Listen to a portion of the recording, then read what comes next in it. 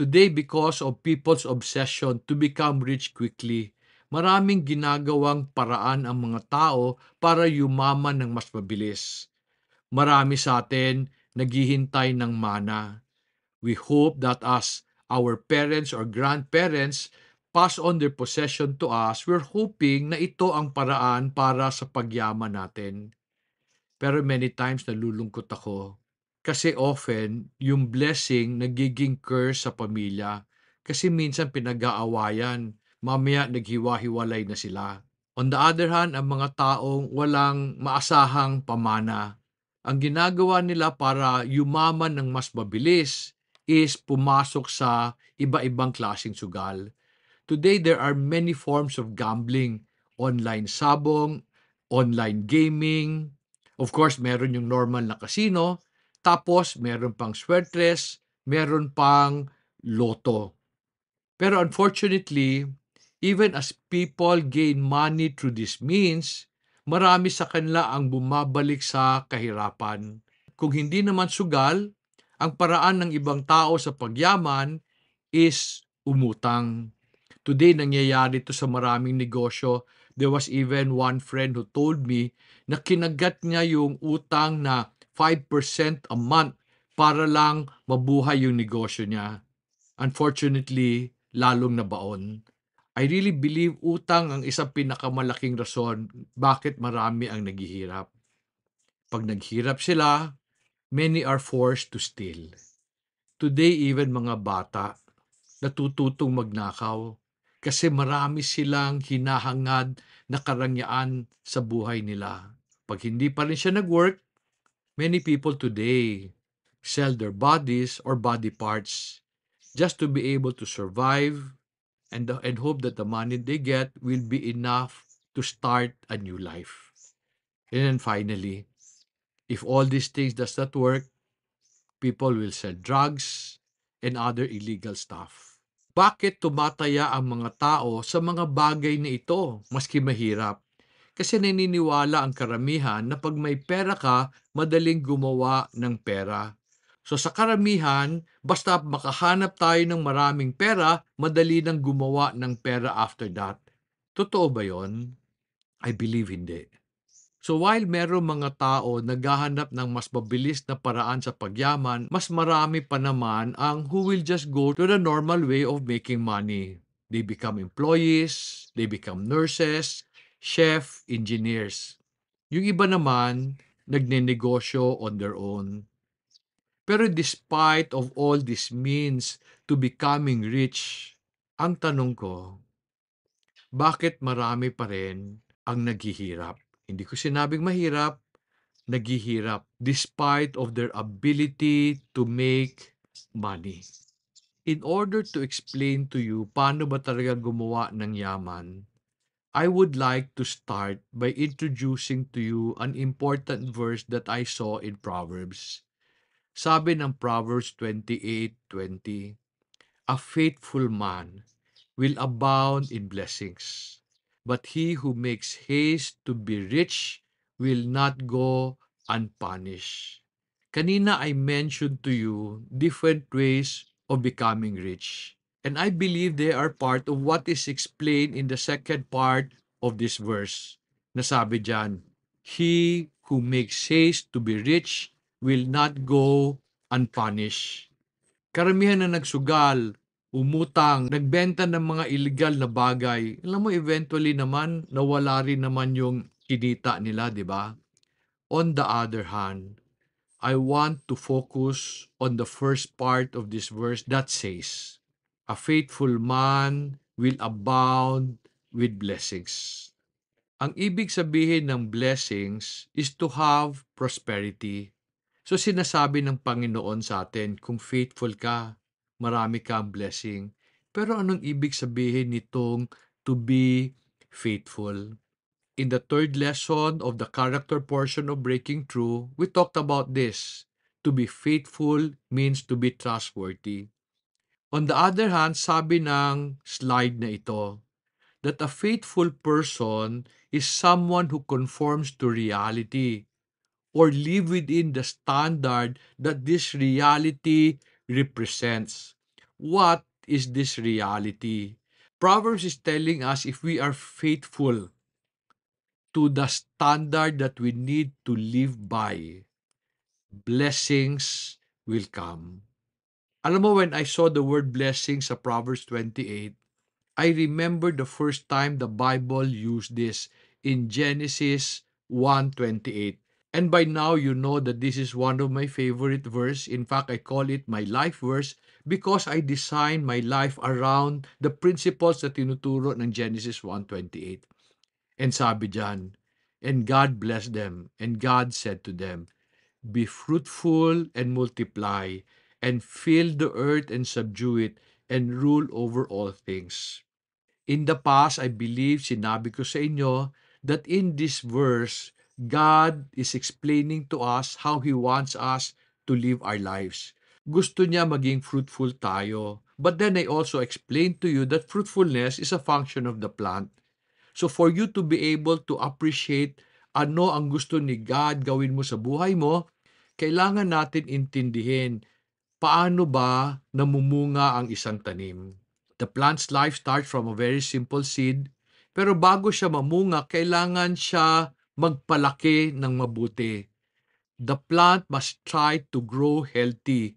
Kasi kung healthy ang tanim, kusa siyang namumunga.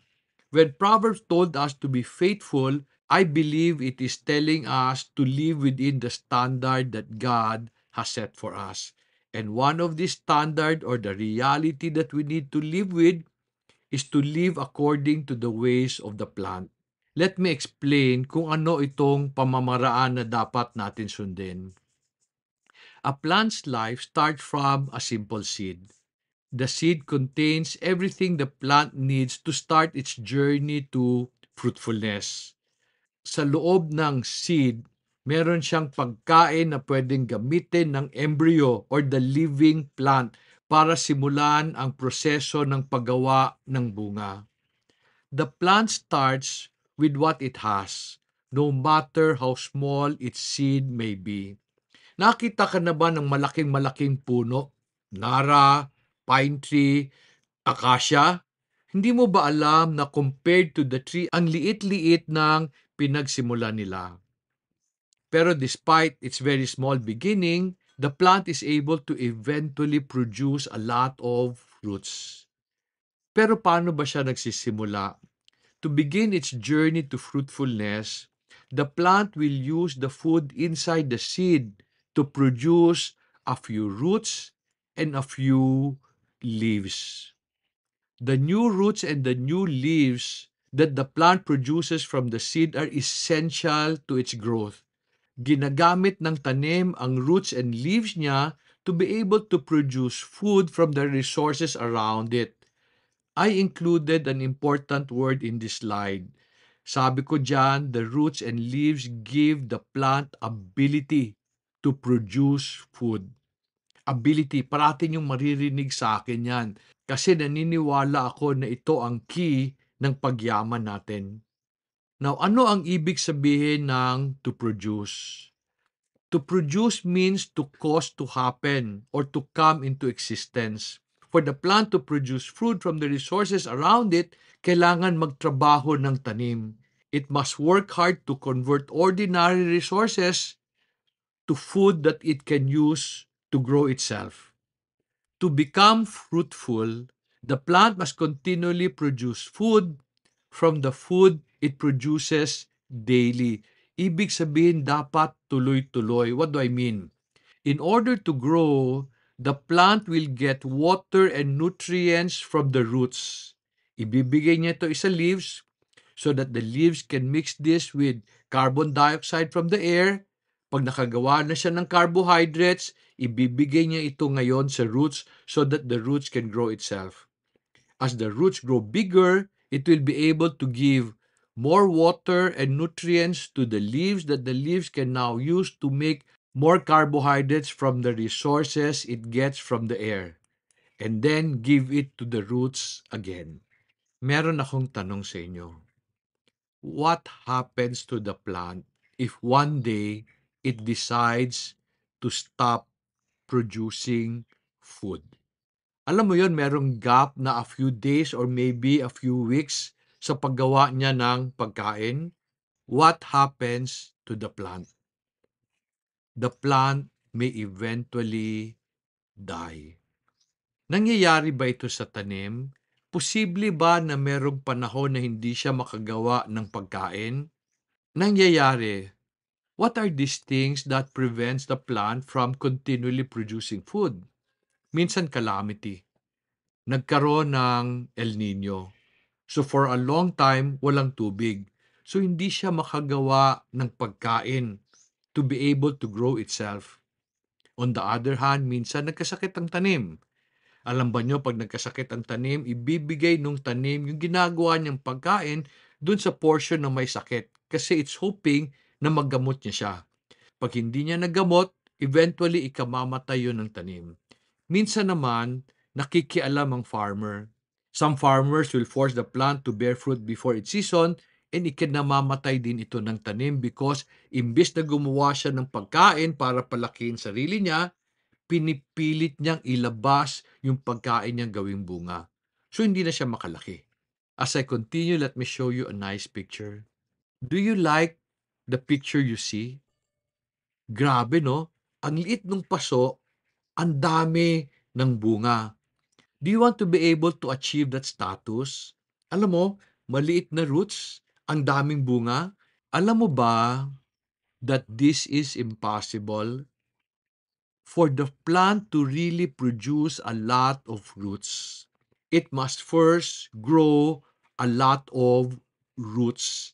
Kasi ano naman ang magpapakain sa bunga sa taas kung ang roots mo maliit? So today, many people will tell you na pwede kang yumaman ng mabilis. By gambling, by borrowing money, by acquiring inheritance, by stealing.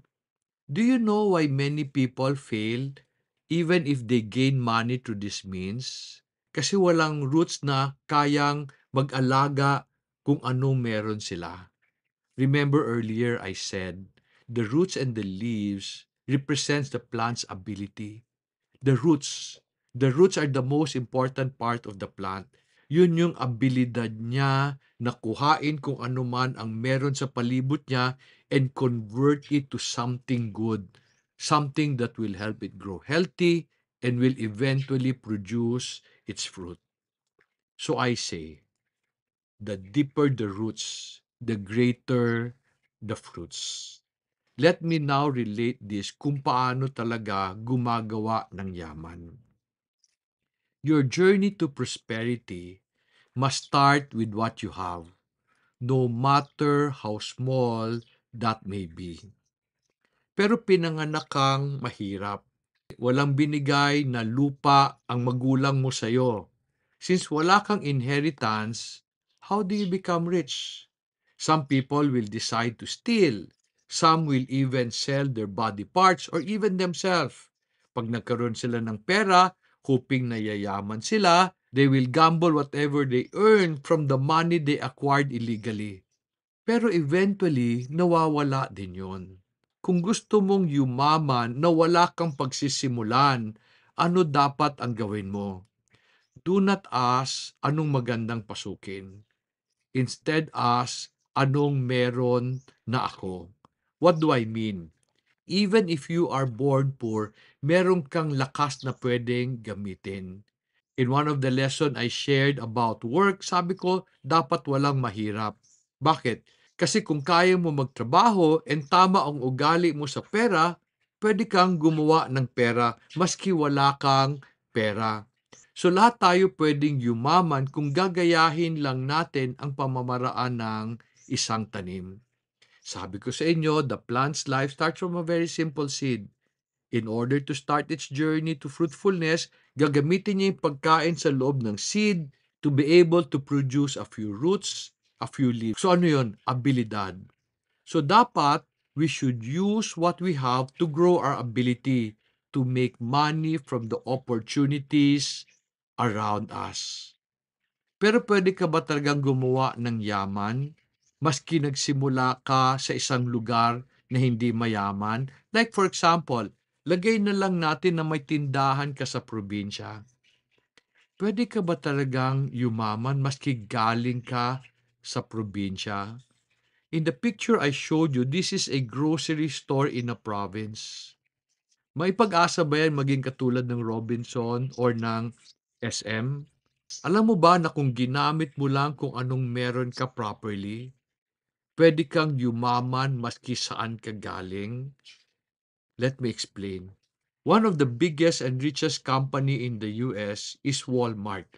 Walmart started in a rural province in America. It was grown by the Watson family. So ginamit nila kung anong meron sila. Pinalaki nila abilidad nila and they became one of the biggest company in the US. Pero paano ito nangyari? When you are starting in your journey to become prosperous, dapat gagamitin mo yung perang kinikita mo para palaguin ang abilidad mo. Hindi siya ginagamit para ubusin. Dapat gamitin siya para padamihin. So today, empleyado ka. Bakit ka empleyado? Kasi yun lang kaya mo eh. Wala kang manang natanggap, wala kang maraming pera para pagsimulan ng negosyo, so empleyado ka lang. So dapat ginagamit mo yung kita mo para palaguin yung abilidad mo. Yung maliit na sweldo mo, kailangan yan para makakain ka. Pero dapat magtrabaho ka mabuti. Bakit? Para lumago ang abilidad mo kasi later, pag marami ka ng abilidad, babayaran yun ng kumpanya. Meron kang malit na negosyo na ang tagal kumita, iniisip mo, kailan pa ito lalago? Pag nagsisimula ang negosyo, hindi siya importanteng lumago. Importante gamitin mo yung kinikita mo sa pagpalaki ng abilidad, sa pag-intindi kung paano mo papadamihin ang benta mo. You know, today our farm is struggling because on February 2022, our contract with Monterrey ended.